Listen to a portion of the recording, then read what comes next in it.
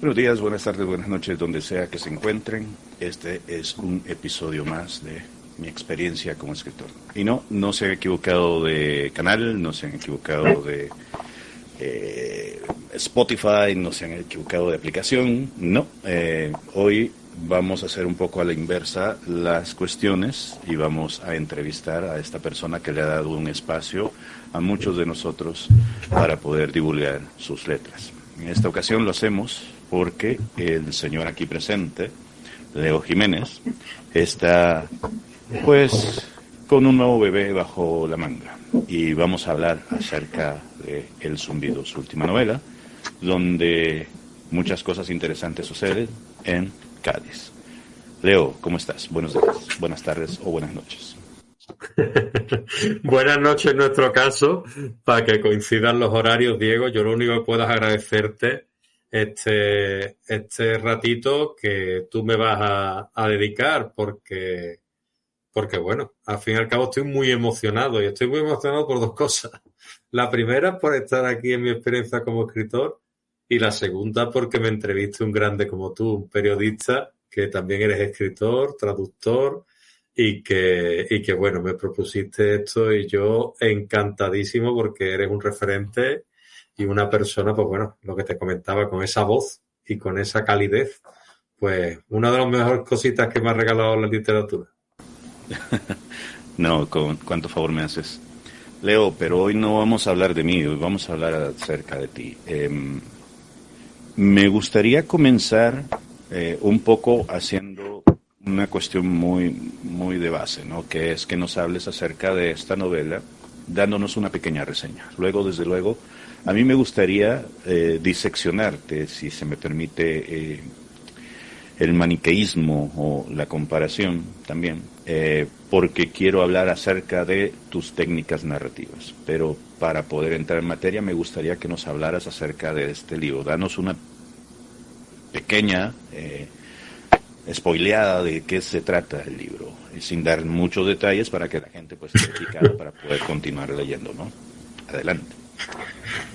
Pues Diego, esta novela se desarrolla en Cádiz, como tú bien has dicho. Yo soy de Cádiz, del sur de España, y esta novela, pues lo que ocurre básicamente en El Zumbido es que hay una serie de desapariciones de la noche a la mañana. La población se despierta y una parte de la población femenina, principalmente en el Golfo de Cádiz, que es en donde se desarrolla la trama, pues ha desaparecido.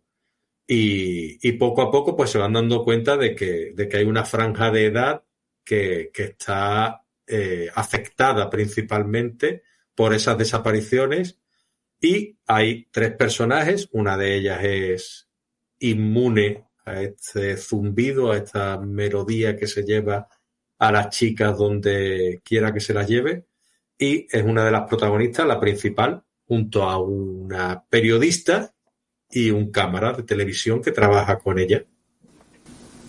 Muy bien. Obviamente vamos a dejarle de tarea a la gente que busque el libro y pues termine de ver cómo es que avanza la historia. Hay cosas a mí que me llamaron muchísimo de la atención de esto que mencionas. Te he estado stalkeando y por algunas cosas que han salido por ahí en publicaciones entiendo de que esta historia nació de un sueño que creo que quienes somos padres, que quienes somos esposos en algún momento hemos tenido este tipo de pesadilla que nos inquieta que en algún momento nuestros seres queridos desaparezcan y nosotros nos hallemos con la incertidumbre de no saber ni dónde están ni qué hacer para poder localizarles. ¿En qué momento ocurrió esto? Porque yo recuerdo, y antes de que me contestes, déjame contextualizar, yo recuerdo que mucho de esto que tú mencionas en el libro, y por desgracia no podemos dejar de dar un spoiler acerca del zumbido, que es el título del libro, porque es gran parte de, creo yo, y posiblemente un cuarto protagonista de la historia. De eso va. Ese zumbido, yo recuerdo haberlo escuchado por primera vez en mayor apogeo durante la pandemia. ¿Tengo alguna pista de que por ahí podría ir la cosa? Sí, bueno, a ver, la pandemia desde luego ha afectado a mucha parte de la población de manera negativa por todo el tema de, sobre todo de los confinamientos y demás. Pero a mí me vino lo que es el zumbido más adelante, fue hace cuestión de un par de años aproximadamente, en el año 2023, y fue porque, bueno, tuve una pesadilla de esta ¿cómo te diría?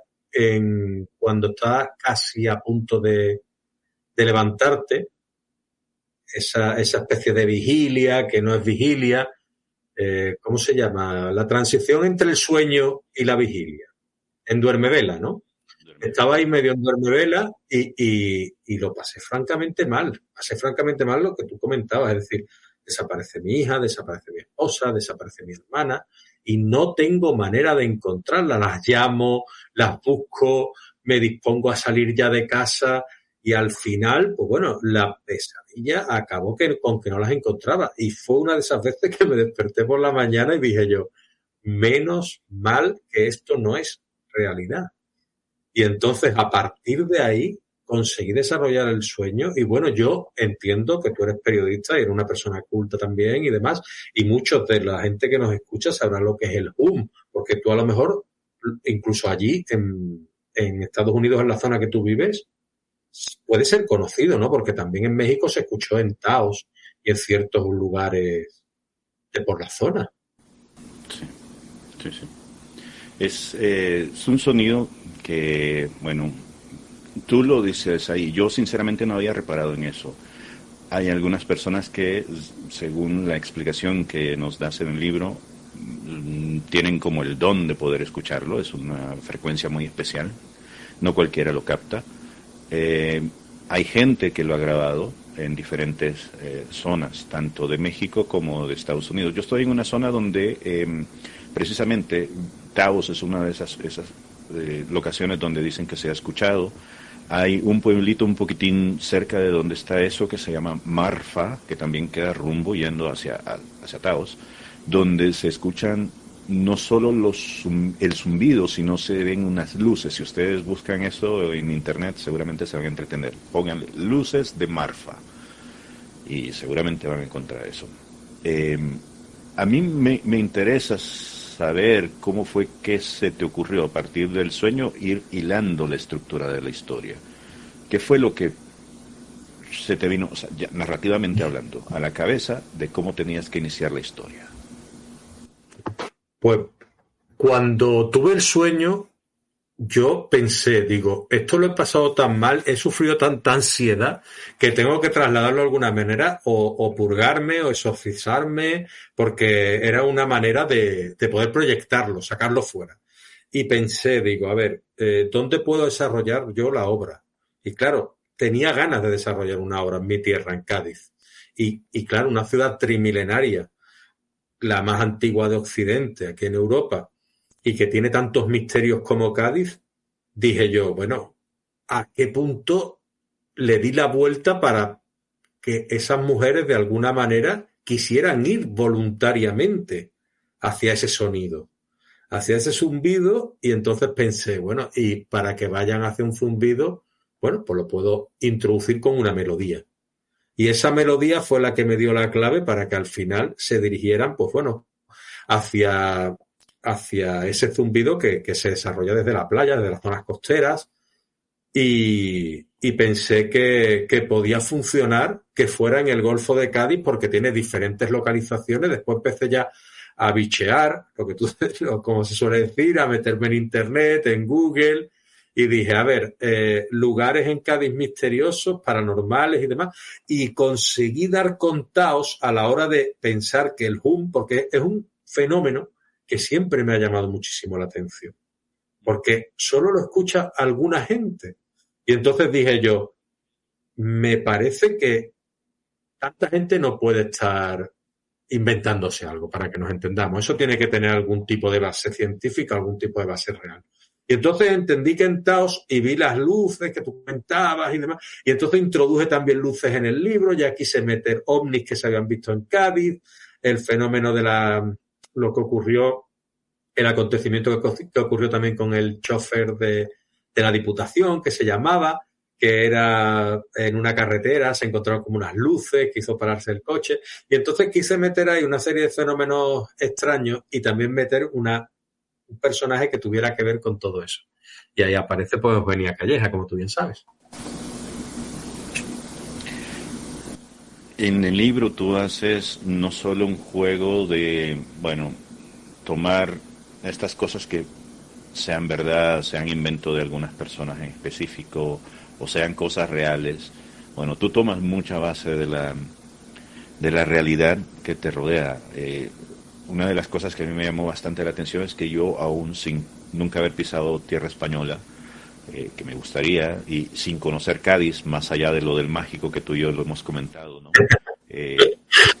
A mí me pareció andar por esas calles, por esos lugares, me imaginé mucho las escenas que nos pintabas. ¿Qué tanto de lo que, aunque lo estás diciendo, ¿no?, de que algunas de estas veces estuviste tú moviéndote por internet, pero qué tanto de esos lugares que tú mencionas y describes has visitado? Yo, lo que respecta a Cádiz, todos los sitios que describo, prácticamente he estado allí. En algunos no, porque son zonas, pues bueno, la Poza de Santa Isabel, por ejemplo, es una zona que hubo una batalla naval. Entonces, claro, ahí como que se da una zona misteriosa, una zona paranormal, que desaparece, como una especie de, para que nos entendamos, una especie de Triángulo de las Bermudas, los gaditanos, ¿vale? En la bahía de Cádiz. Entonces, ahí van muchos buzos, muchos submarinistas y no son capaces los arrastra la corriente y se digamos que se pierden, ¿no? Entonces, es una zona muy complicada y es una zona muy acotada, pero que es como un cráter bajo el agua. Y entonces ahí, como una zona de magnetismo o lo que sea, la Poza de Santa Isabel, y ahí hubo una batalla naval. Y bueno, pues esa es una zona de las que yo, pues bueno, he visto porque es las marismas de San Fernando, que es una población al lado de Cádiz, pero no he estado in situ, yo no me he movido con una barca por allí, pero sí que he escuchado también algunos podcasts, que tú sabes que soy aficionado a los podcasts, y oí hablar de esa zona y me empapé y empecé a mirar. Pero todas las localizaciones prácticamente he estado quitando, obviamente, las que se reproduce el sonido, ¿no?, que son localizaciones mundiales. En lo que es Cádiz, todas las zonas de la ciudad, de hecho, con el prologuista de la obra, le hice el tour de la obra para que supiera, para que antes de escribir el prólogo, estuvo este verano en Cádiz y estuve enseñándole todas las localizaciones. Eso está muy bien, porque una de las cosas que a mí, como lector, se me ocurrían es que si algún día logro ir a Cádiz, me gustaría visitar esos lugares que tú estás referenciando. Ahora, como en todo lugar, y yo no estoy mandando a la gente a que vayan a lo ciego y a lo bruto, ¿tú crees que si alguien se lograra llegar a la zona, ¿no?, y quisiera hacer el recorrido que tú mencionas en la obra, se podría hacer sin ningún tipo de peligro? ¿O recomendarías que hubiera alguien local que conociera los tejes y manejes de la zona para poder ir y visitar? Yo, honestamente, he dejado un mapa en el cual hay varias localizaciones, como pueden ser la casa de Mati Cuenca, que es la periodista, o como puede ser ahí. No pude poner la localización de la casa de Víctor porque estaba en medio y había unas cuadrículas y tal. Y yo saqué de OpenStreet, creo que es el mapa, y claro, eso no te permite tampoco muchas historias. Entonces lo que hice fue poner la localización de la casa de Mati, la casa de Clara y varias localizaciones, varios enclaves que aparecen en la novela que son importantes. Exacto, muchas gracias, Diego. Entonces ahí está el mapa, pero se puede hacer perfectamente. Es decir, tú puedes hacer el recorrido perfectamente y parar incluso en las cafeterías que menciono, que no son algunas de ellas los establecimientos exactos, pero sí que menciono muchos hoteles, muchos lugares para darle verosimilitud a la historia. Y entonces, pues sí que se puede hacer sin ningún tipo de problema. Cádiz es una ciudad muy tranquila. Muy bien. Y bueno, a propósito del mapa que estaban viendo, para quien nos esté escuchando, ¿no?, acabo de mostrar una litografía que Leo ha colocado a manera de referencia para que el lector se ubique en el espacio-tiempo, ¿no?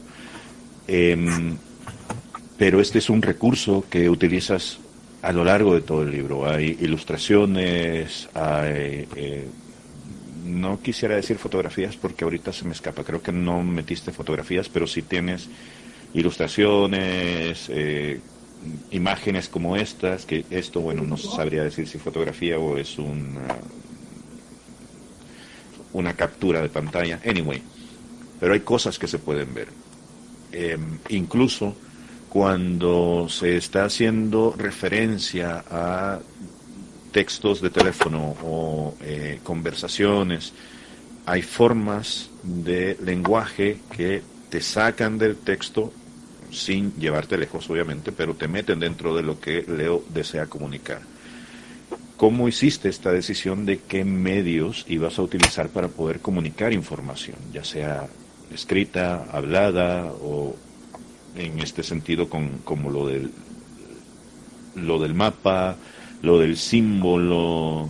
Hay varias cosas que metes ahí como para que la gente se vaya no solo imaginando, sino pudiéndolo ver y que tenga una palanca para poder decir, coño, esta historia está bastante interesante. Más recursos de gancho, ¿no? Para poder continuar leyendo. ¿Cómo hiciste eso? Pues yo, a ver, había situaciones en las que dije, mira, para tener al lector un poco más en la historia, quise representar ciertos puntos, por ejemplo, la espiral de Fibonacci. Es decir, son cosas que a mí, principalmente las ilustraciones que pongo son cosas que a mí o bien me llama la atención o me gustaría que el escritor me pusiera a mí a veces, y es la primera novela, primer libro que yo pongo ilustraciones, pero las he puesto a conciencia porque me dejo mover mucho por la intuición. Y digo, bueno, la espiral de Fibonacci, para que la gente vea que el universo, todo esto, de lo que sobre yo me he documentado y que me parecía interesante, lo quise representar. Después quise representar también el movimiento feminista que llevaban a cabo al ser mujeres las desaparecidas. Entonces quise poner el icono, el dibujo del movimiento, la escena del movimiento, que es como una mujer con la garganta atrapada en lo que es el zumbido, con su voz, las cuerdas vocales atrapadas en el zumbido, como que estuvieran silenciadas. Y después también quise, en el último tramo de la historia, que se vuelve un poco más vertiginosa, meter algunos puntos para que el lector formara parte de la historia. Y creo que podía funcionar. Entonces quise jugar con todo eso y por eso lo hice. E incluso, Diego, esto lo sabe muy poca gente, me creé una banda sonora por inteligencia artificial, con prompts y todo lo de esto, para el zumbido, y lo escuchaba mientras escribía. Eso está muy bueno. Sabes que yo, de hecho, te iba a preguntar que cómo haces tú para ir escribiendo. Una de las primeras novelas que yo escribí, que ahora, no sé si decirlo uno, pues tú le estás metiendo mano, Lázaro. Yo inicié haciendo fichas de personajes, porque yo no sabía para dónde iba a ir la historia. Yo tenía idea de qué es lo que quería contar, que igual me nació en una historia que se me ocurrió en un sueño y la llevé primero en formato de cuento y después la hice grande y terminó siendo una novela que nunca se ha publicado. Pero yo comencé haciendo fichas, diciendo este personaje es esto, hace aquello, bla, bla, bla, este es su historial médico. De hecho, incluí fotografías que fui encontrando en internet diciendo, bueno, me gustaría que Lázaro se pareciera a esto, que la Pinito se pareciera a esta, y así. ¿Tú cómo fuiste armando esta historia? ¿Creaste fichas que pusiste, a ver, tengo un mapa de Cádiz y aquí va a ocurrir esto, aquí va a ocurrir aquello, y empezaste a llenar un pizarrón como si fueras un detective tratando de localizar a Jack el Destripador? ¿Cómo hiciste? Pues mira, me interesaba que como la llamada se realiza, ¿no? Lo que es el zumbido ocurre desde zonas marinas y zonas costeras, me interesaba que la protagonista viviese cerca de la playa. Y para una mayor similitud, lo que quise hacer, y pregunté a mi amigo Álvaro, le digo, oye, ¿puedo usar tu casa como referente y que sea la casa de Clara, la protagonista? Y me dijo, sí, Leo, tienes, incluso esta es mi dirección, puedes ponerla, ¿no? Y yo puse la calle donde vivía él. no puse el edificio, pero sí puse la calle. Y lo que puedes ver desde su casa es lo que ve Clara desde su casa. Entonces utilicé ese punto. Después, la casa de Víctor Larrate es la casa de donde vivía un amigo mío que se llama Jacobo, que va conmigo al Pozo de Metrópolis. Y es en esa plaza de la Laguna donde vive Víctor Larrate. Y él aparca en la zona donde vivo yo, que es Loreto. Es decir, entonces me muevo por muchas zonas que yo conozco a la perfección, e incluso Mati Cuenca vive también en casa de otro amigo, que yo he estado en su casa y puedo definirte la casa perfectamente y la disposición de todas las habitaciones. Entonces lo que hago es intento llevar en mi cabeza bien visualizado todo lo que estoy llevando a cabo. Si hay un balcón al que se asoma, yo sé cómo es ese balcón, porque yo he estado en esa casa. Si hay un salón, el salón está aquí. Yo cuando lo describo como un salón que está ahí y que del balcón pasas al salón y del salón tienes que coger un pasillo para ir al baño. Entonces yo sé la casa de Mati cómo es en realidad esa disposición en ese piso en Cádiz. Y así es como lo desarrollé. En cuanto a los personajes, pues aparte de que el 90% de los personajes tienen nombre de gente que yo le he pedido permiso a mis amigos para usarlo, y a mis amigas y a mi hermana y a tal, tiene nombres y apellidos de gente que yo conozco para hacerle un homenaje. Independientemente de eso, después está, pues, que yo he tenido siempre la afición de jugar al rol. Entonces, para mí es muy fácil crear fichas en mi cabeza. Entonces, yo lo que hago es, creo el personaje y me anoto poco a poco para no equivocarme, que tiene los ojos color miel, que es alto, que es rubio, que es fuerte. Entonces, me hago una fichita del personaje, pero principalmente para no cambiarle los ojos de color en el capítulo 8, que a veces pasa. Claro. Como también me llama la atención cómo, a ver si logro plantear esto.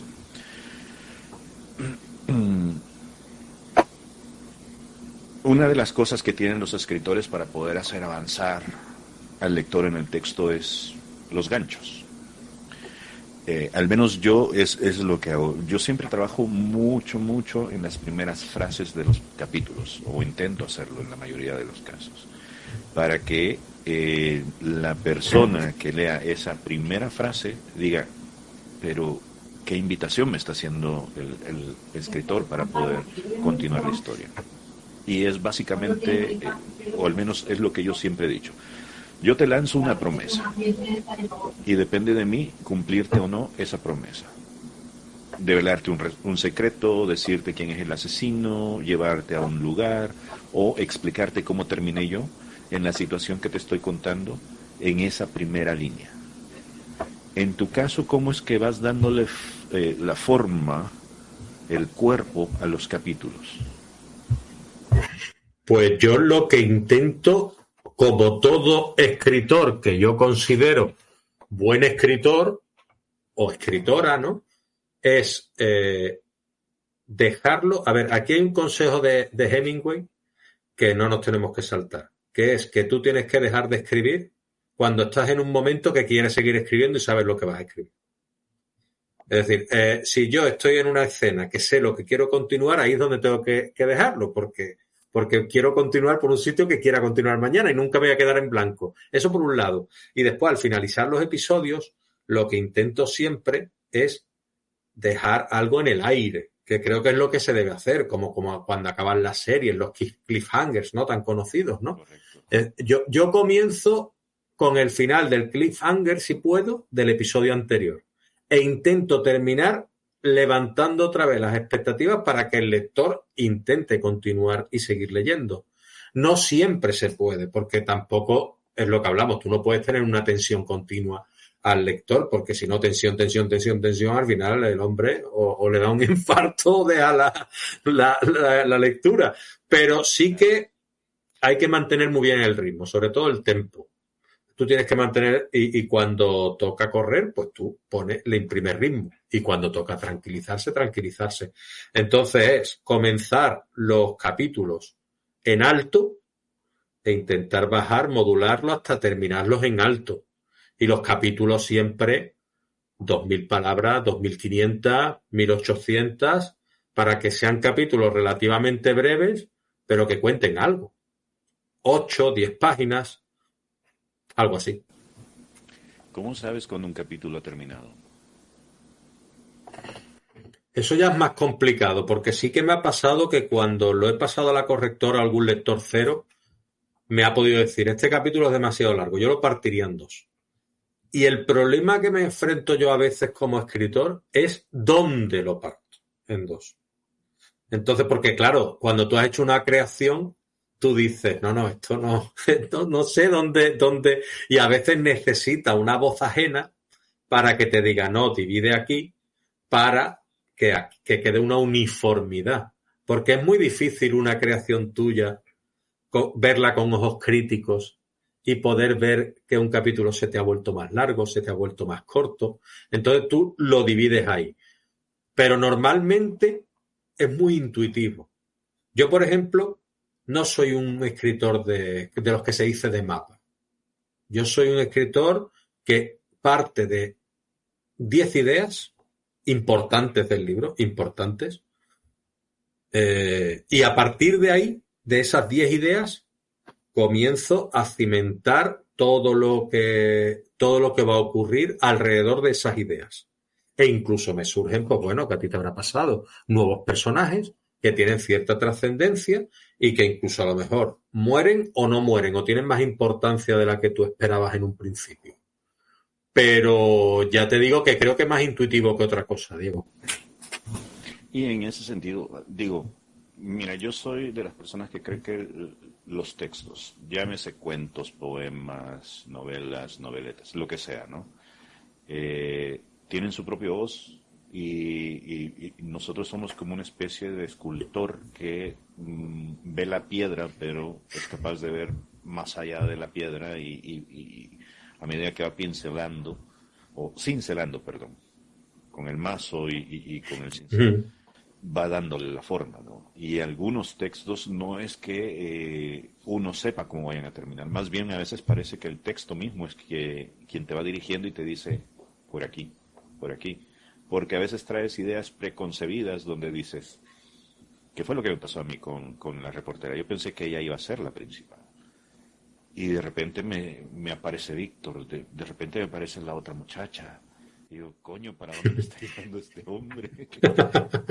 Y es que los propios personajes te van diciendo hacia dónde ir y a dónde ellos se van a hacer a un lado para poder darle paso a alguien más, porque la historia lo merita.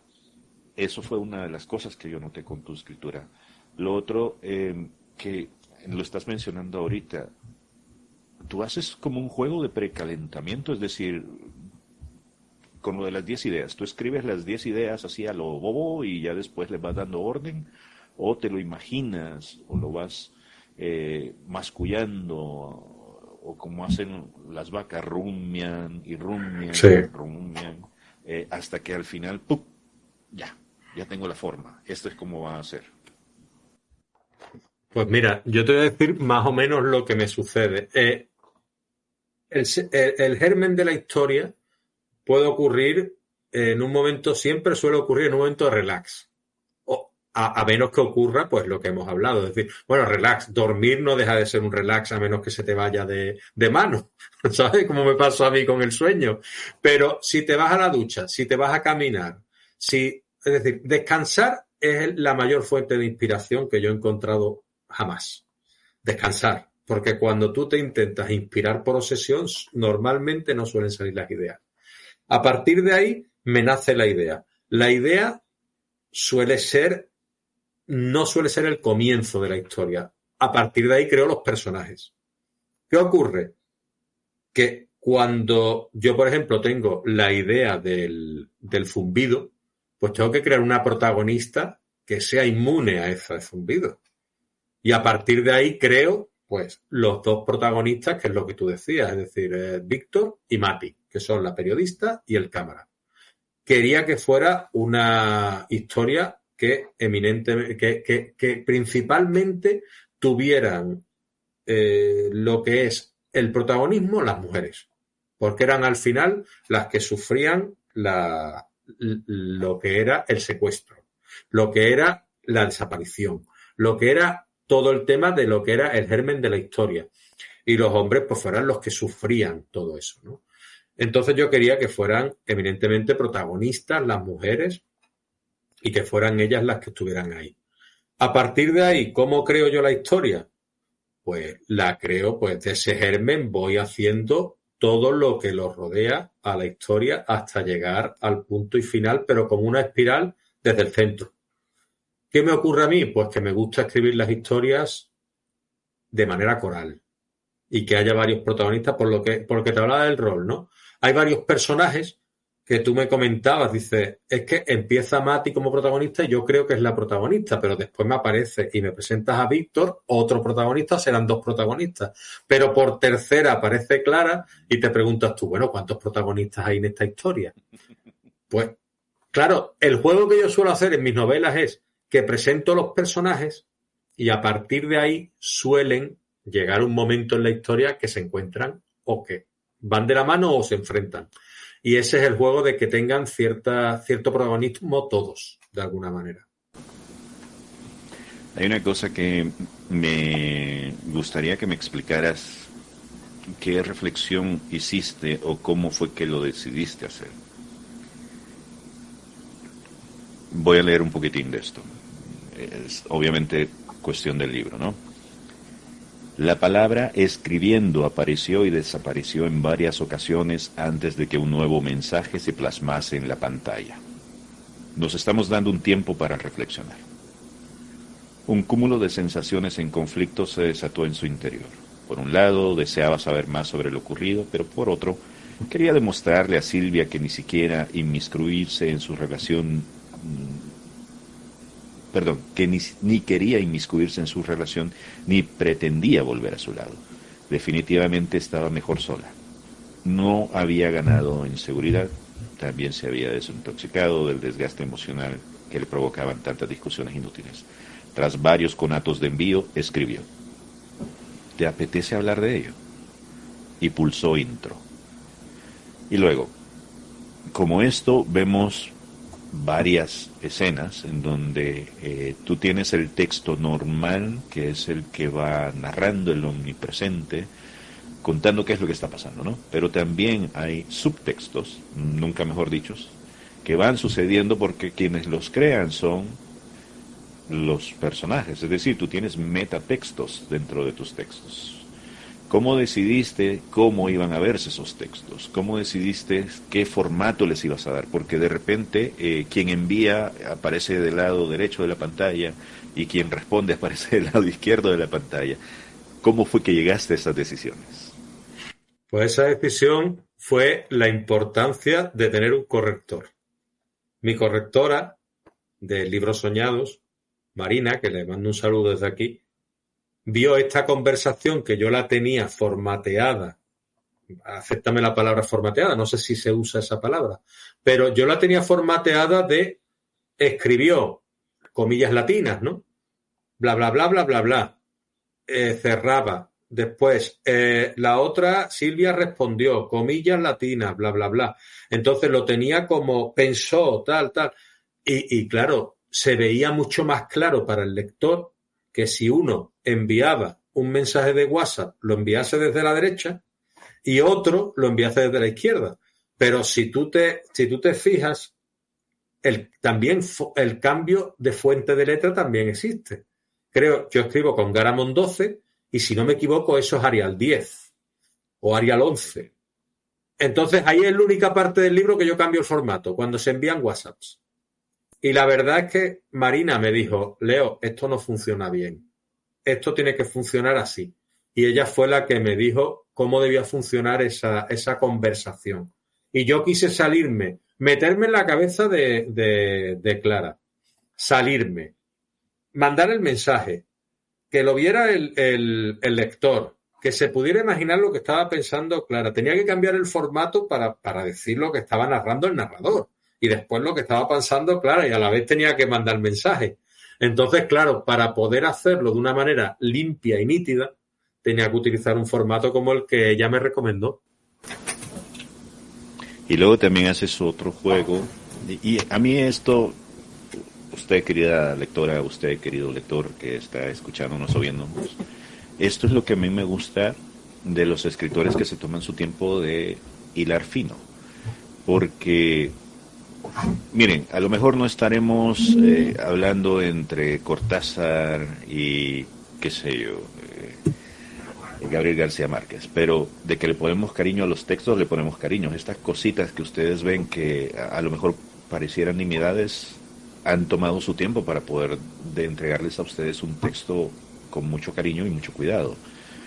Porque estas cositas, cuando se depositan en la cabecita de cada una de las personas que lee, pasan sin problemas.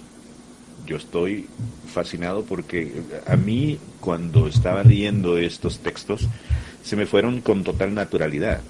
Obviamente, y yo he estado en ese mismo lugar donde tú estuviste, Leo, llega un momento en donde tú tienes que hacer decisiones que parecen banales para presentar textos que son subtextos que no necesariamente van a estar ahí todo el momento, pero que tienen que tener su propia personalidad, tienen que tener su propio espíritu. Y tú, por ejemplo, nos presentas textos de noticias, textos de los WhatsApps, nos presentas fichas, por ejemplo, como lo de las noticias que has ido recopilando de hechos inexplicables, que tienes una lista por ahí. Nos presentas también dibujos que pueden ayudar a la persona a entender, por ejemplo, cómo es la figura del Fibonacci, ilustrada, para poder entender cuál es esa figura universal que aparece en la naturaleza, que está por todos lados. Cosas que nosotros vemos de a diario, pero que nunca prestamos atención hasta que viene un escritor y nos dice, así es como funcionan. Y yo ya me tomé el tiempo para dártelo masticadito, para que tú lo consumas sin mayor problema. ¿Cuánto tiempo te llevó a hacer la toma de estas decisiones a ti? La toma de las decisiones, eso, como te comentaba, es una intuición, no lleva mucho tiempo. En lo que lleva tiempo es si te va a funcionar. Es el miedo o el temor o el respeto a que te pueda funcionar o no. Es decir, tú la toma de decisión la dices, voy a poner esto. Y luego está en que haya alguien que tienes tú que preguntarle, oye, ¿me está funcionando? ¿Esto funciona? Y entonces ahí es donde está. Yo no he oído nadie que se me haya, entre comillas, quejado, ¿no? Es decir, todo el mundo ha aceptado las imágenes y todo el mundo le ha gustado el hecho de que hubiera imágenes y tal.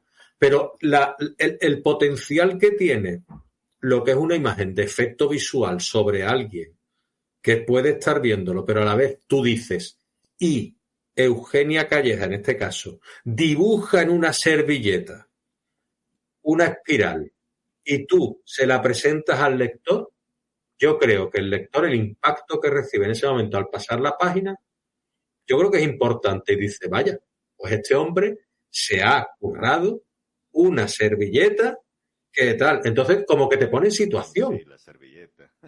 Se me olvidó ¿Sabes? esa Yo creo parte. que te pone en situación. Y aparte tienes que estar explicando, que es lo más complicado, pero yo creo que fue más el proceso de documentación y representar la documentación sin caer en el tedio y sin caer en aburrimiento, por ejemplo, lo que hablábamos, lo de Fibonacci, ¿no? Es decir, ¿cómo explicas tú que las abejas siguen un patrón a la hora de multiplicarse de 2, 4, 8, como si fueran los números primos y demás, y siempre se reproduce del mismo modo en las abejas, en las margaritas, en tal, en cual? Y tú dices, ¿cómo explico yo esto? Pues tienes que explicarlo rápido y fácil, pero que lo entienda el lector y que además le resulte atractivo. Porque yo considero, y no sé si tú estarás de acuerdo conmigo, que la ficción también tiene que ser nutritiva. No, claro, sí, sí, sí. Y también debe ser creíble, pues, porque si no, te sueltan. Es que para que vean que nosotros sufrimos con ustedes, tratamos de tenerlos encantados y enamorados todo el tiempo. Hay una cosa, y volviendo al libro, para no irnos tan lejos de acá. Tú manejas diferentes versiones de qué es el zumbido. En el Sí. libro, a través de los personajes. Pero en lo personal, ¿tú qué crees que es el zumbido? En lo personal, Sí. pues yo creo que el zumbido, pues, para mí, considero que tiene que tener un origen natural y universal. Creo que tiene que ser algo planetario para que nos entendamos. Y que tiene que ver con cuando... Porque a mí me gusta mucho todo esto del tema de los planetas y cuando se descubre un nuevo exoplaneta y cuando se descubre si hay agua en algún planeta lejano extrasolar, en otra vía, en otra galaxia, ¿no?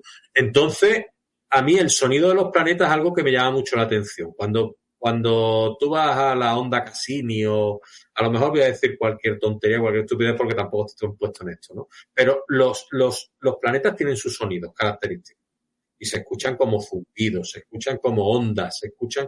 Pues yo creo que a lo mejor es un sonido de la Tierra que puede venir de las profundidades o que puede venir del movimiento de las placas tectónicas, pero que se escucha en el silencio y principalmente en el silencio de la noche. Y que eso de alguna manera, las personas, algunas de ellas, al igual que lo tienen los animales, tienen una sensibilidad mayor para este tipo de sonidos y algunas podrán detectarlo, igual que lo puede detectar un gato, igual que lo puede detectar un perro, igual que pueden detectar cuando viene una amenaza. Una amenaza como puede ser, pues bueno, un terremoto. Pues sabes que segundos antes los animales o minutos antes los animales huyen o pueden tener algún tipo de reacción.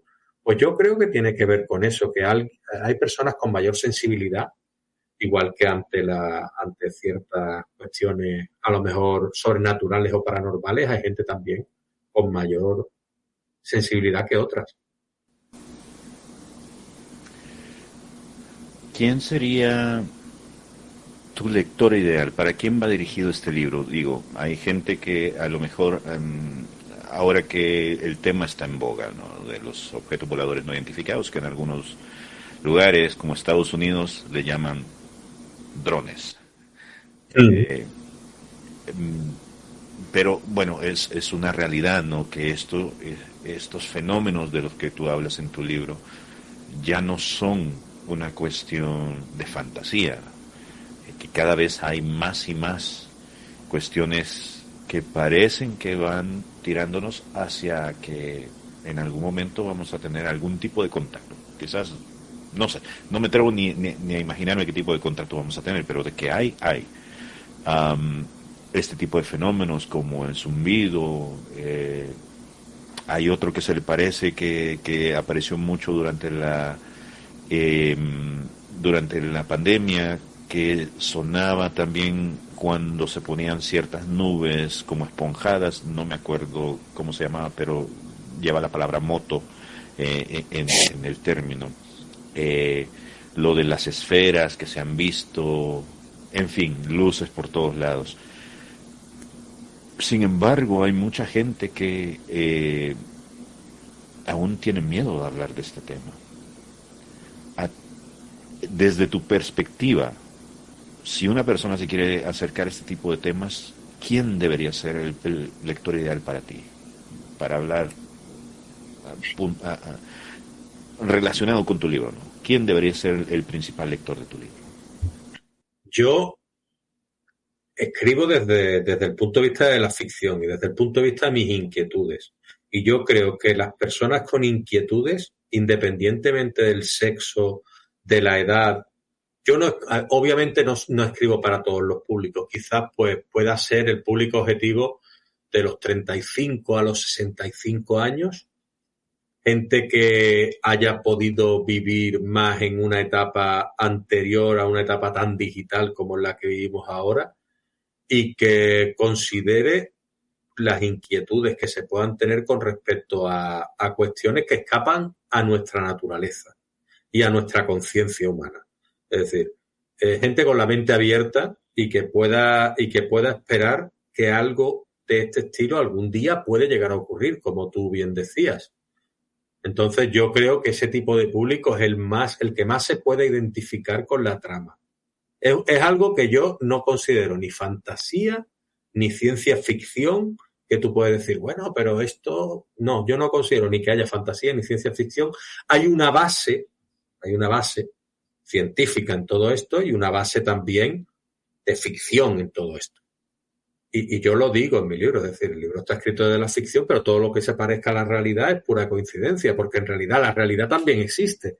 Yo no puedo negar que haya gente que haya escuchado esto, o que haya ocurrido esto, o que haya visto esas luces, porque hay cientos, miles, millones de testimonios en todo el mundo que han visto las luces de Fénix. Es decir, y que han visto y que han escuchado el hum en Taos, y que han escuchado el hum en Cádiz, y que han visto una serie de luces en el cielo en otros lugares, pilotos experimentados que han dicho que han tenido contactos con lenguas de otros planetas o lenguas que desconocían de algunas naves que han visto, algunas luces y demás. Entonces todo eso está ahí.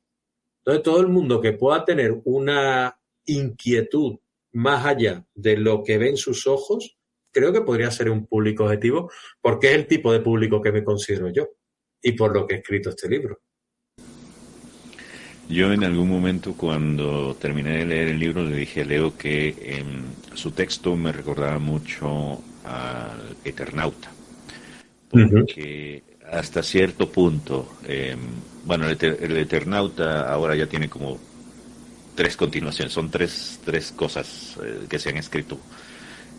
La primera, que es la que se ha visto en Netflix y que se hizo como la más popular, ¿no? Pero en ese texto original la tensión va creciendo, y la tensión va creciendo en base a algo que no se ve.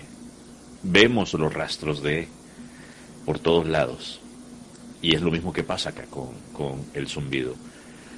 Los personajes escuchan, ven, les llegan noticias tienen familiares que han sido afectados en fin, y la tensión va creciendo, y va creciendo, y va creciendo.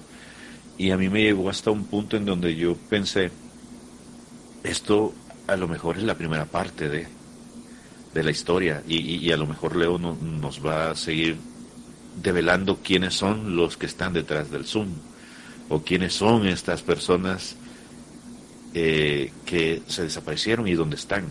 No sé cuáles sean tus planes con respecto a una segunda posible escritura de un texto que sea a continuación de este, o si lo vas a dejar ahí. ¿Qué me puedes contar de esto? Pues mira, yo siempre digo lo mismo y yo escribo los finales por intuición, pero lo escribo por intuición porque considero que final no hay final de nada. Es decir, todo lo que escribimos, creo yo, que incluso la muerte de un protagonista puede traer un spin-off, puede traer una idea que haya en la historia, etcétera. Entonces yo siempre cierro la puerta, pero abro una ventana, una ventana en toda la casa. Y esa ventana es por donde puede venir la historia que continúe la historia original. Yo sé lo que ocurre en la historia, no lo puedo desvelar, no lo puedo decir, pero yo sé quién está detrás de ese zumbido, o lo que hay detrás de ese zumbido, o qué es ese zumbido en mi historia, obviamente. ¿La historia podría continuar? Podría continuar, claro. ¿Qué ocurre? Que yo ahora mismo tengo otras inquietudes por escribir. ¿Que podría escribir la segunda parte? Sí, podría sentarme mañana y escribirla, pero tendría que forzarme. Y prefiero no forzar la máquina, Diego. No me ha ido bien forzando ideas, y ahora que tengo muchas ideas eclosionándome en la cabeza y que estoy escribiendo y que estoy muy a gusto escribiendo, quizá si hubiera una segunda parte del zumbido esperaría un tiempo a que me siguieran surgiendo más preguntas para poder dar respuesta a todo ello. Bueno, está bien. Yo nada más les quiero decir que ustedes tienen que conseguir este libro y ponerse a leerlo ya, porque de repente van a encontrar cosas así tan misteriosas como estas, y que no dejan de ser parte de nuestra humanidad. Y es que Leo hace visitaciones muy, muy raras, o sea, desde así como te puede llevar hasta el antiguo Egipto, puede estar hablando acerca de hackers que están tratando de darte claves para poder incidir en la vida cotidiana de personas, hablando acerca de gobiernos secretos que hay por ahí, ¿no? Yo cuando estaba pensando en todo esto, leyendo el libro, viendo las ilustraciones, solo se me venía a la mente una cosa. Si tú en algún momento estás ubicando todo esto dentro de un universo personal, lo digo porque tienes otros títulos donde se hace mención de temas similares. No sé, a lo mejor estoy especulando y queriendo que mi niño infantil tome las riendas, pero tú tienes una novela llamada Proyecto Unicornia, Somos Ujú, Nosotros, La Caja ujú. Oculta, El Santuario de la Mariposa, tienes Señales. A mí me suenan como que hablan de los mismos temas estas novelas. Quizás no todas, pues, pero no sé, me suenan a que por ahí nos llevas. ¿Es eso? ¿Es un universo propio el que estás creando para hablar acerca de estos temas? Pues sí, a ver, algo hay de todo eso y estás en lo cierto de que es como un autoanálisis de uno mismo. Ya no tanto un universo propio que sí, que somos nosotros, trata de realidades alternativas y de multiversos. Y todas las cosas que de alguna manera quiero yo alimentarme a la hora de poder nutrirme en la documentación que haga de una obra, pues de los que van las obras que yo escribo. Somos nosotros, pues bueno, iba de eso, ¿no? De unos adolescentes que viajan a una realidad alternativa en otro multiverso y al final, pues bueno, tienen una serie de cosas en esa realidad que es lo que anhelaban siempre, pero otras se han transformado en cosas que no desean y al final lo mismo no hubieran querido lo que tienen en esta, ¿no? Para no cambiar por las otras. Pero también el Proyecto Unicornia es una distopía también de un mundo futuro que también y tiene un punto ecologista. Es decir, oye, no busquemos tantos planetas fuera que estamos destruyendo el nuestro y más vale que cuidemos donde estamos, ¿no? Y tiene todos esos componentes de miedos que tiene Leonardo con respecto a la realidad en la que estamos viviendo.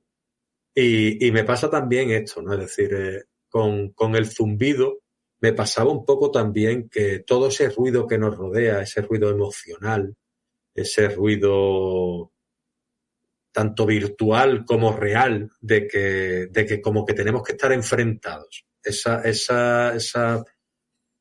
Esa bipolaridad, ¿no? Todo es negro, todo es blanco, y tienes que estar, o eres, en el caso de España, de izquierda o de derecha, o eres del Madrid o del Barça, o eres tal, o sea, no. Hay matices y son los que yo quiero explorar en mi obra. Entonces, yo lo que quiero, y siempre lo he dicho, es no ser un autor de género. Yo quiero cuidar lo que es la marca Leonardo Jiménez, mi marca, es decir, mi yo. Y quiero serme honesto a mí mismo. Entonces yo me pregunto, Leo, ¿qué quieres escribir? ¿Sobre qué quieres escribir? E intento trasladar mis principios a esas obras. Entonces, a partir de ahí es donde yo me muevo, en intentar proyectar todo aquello que me da miedo, que me inquieta, mis principios, mi voluntad, etcétera. Muy bien. Bueno, ahí lo tienen, señores, señoras, señoritas. Leonardo Jiménez, novelista, divulgador literario, residente en Gandía, Valencia, licenciado de Filología Inglesa, y sus libros. Todo esto lo pueden localizar, desde luego, en su sitio web, miexperienciacomoescritor.com. Ya para terminar, Leo, ¿alguna vez te ha sucedido algo extraño que no puedas explicar?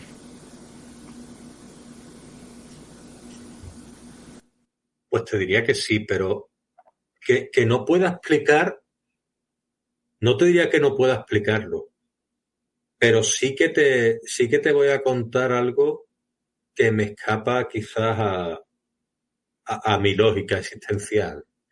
Y algo que no pueda Estás en explicar, confianza, cuéntamelo, nadie nos va a escuchar. algo que no pueda explicar como que haya visto algo tal, no, pero sí que te digo que he tenido una época emocional muy, muy, muy, muy, muy jodida, hablando entre tú y yo, Diego, y, y cuando he conseguido ver la luz, ha sido como un nuevo renacer. Me veo con el, con el carisma que tenía cuando era joven, con las ganas de vivir que tenía cuando era joven, con muchísimas cosas que creía que ya no recuperaría, y ha sido como volver a nacer cerca de los 50, y es algo que no me puedo explicar. No me lo puedo explicar. No he estado en el fango completamente y ha habido una mano amiga que hace la literatura, toda la gente que rodea esto, mi familia, la gente que se ha preocupado por mí, las cosas que me quedaban por hacer, mi hija, y he conseguido salir de ello, y para mí es inexplicable que me encuentre en la situación que me encuentro ahora de claridad mental y de tranquilidad y de paz. Y eso para mí es algo difícil de explicar, porque te lo explico a ti y lo puedo explicar y pienso, la gente pensará que estoy volado. O sea, es decir, que se me ha ido el coco, porque contar que ha vuelto a renacer, que estás viendo como una luz, ha sido como ver una luz, tío. No puedo explicarlo con palabras. Estoy muy bien. Bueno, ahí lo tienen. Yo les invito a que pasen a conocer los textos de Leo, pero sobre todo que pasen a conocer al escritor que está detrás de ellos. Ha sido un gusto poder liderar esta entrevista para poder dar un conocer un poco más acerca de quien nos da a conocer a nosotros como ustedes. Gracias por sintonizarnos. Pásenla bien, pásenla bonito y miren hacia el cielo, que siempre hay cosas interesantes que están sucediendo sobre nuestras cabezas. Gracias, Leo. Ha sido un gusto poder entrevistarte. Gracias a ti, Diego, y muchísimas gracias por el ratito que me has dado y por cómo eres, en definitiva, porque eres una de esas personas especiales que me ha dado la literatura y que le estoy muy agradecido. Y mira que estamos lejos y a veces estamos haciendo lo mismo, como hablábamos el otro día. Y es muy especial.